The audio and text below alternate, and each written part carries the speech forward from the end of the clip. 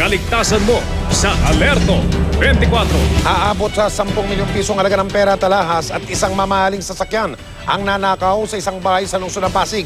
Yung mga kasambahay na naabutan ng mga kabataan ay ginapos pa. Si Pia Arcangel, naka-Alerto 24.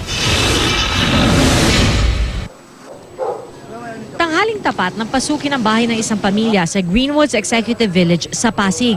Wala noon sa bahay ang mag-anak at tanging mga kasambahay nila ang naiwan sa loob. Tumanggi magbigay ng panayam sa amin ng pamilya. Pero kwento ng mga kasambahay, pilit pinasok ng di bababa sa 3 lalaki ang bahay ng kanilang amo at sa karo sila tinutukan ng baril, pinahiga sa kusina at iginapos. Si Manong tsaka si Kuya Paps, tinutukan sila papasok ng bahay. Tapos nung pumasok na sila, nakita ko sila na tinututukan. Sabi nila, higa ka, huwag kang gagalaw at huwag kang titingin sa amin. Kasi matatamang ka sa akin, tapos kinakasan niya yung baril. Bakas pa sa mga kamay ni Mang Reynaldo, Mang Pablo at Heidi ang marka ng lubid na ginamit sa paggapos sa kanila. Halos 1 oras daw nagtagal sa loob ng bahay ang mga suspect. Nalimas mula sa pamilya ang may 10 milyong pisong halaga ng cash at alahas na nasa vault.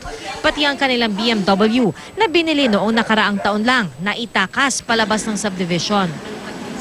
Nung isa dito nagtatanong, asan ba yung susi ng sasakyan dyan? Sabi namin, wala ho.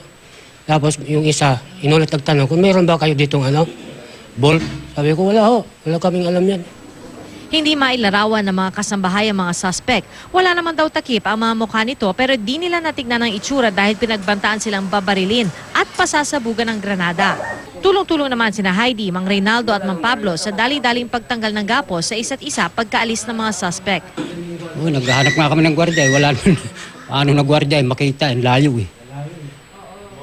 7 taon nang naninirahan sa Greenwoods Executive Village ang may-ari ng bahay. Ngayon lang daw sila nagka-problemang ganito. Tumanggi muna magbigay ng payag ang Greenwoods Executive Village Security at Homeowners Association habang patuloy ang investigasyon sa kaso. Pag-aaralan muna nila ang makuha sa CCTV ng kanilang main gate.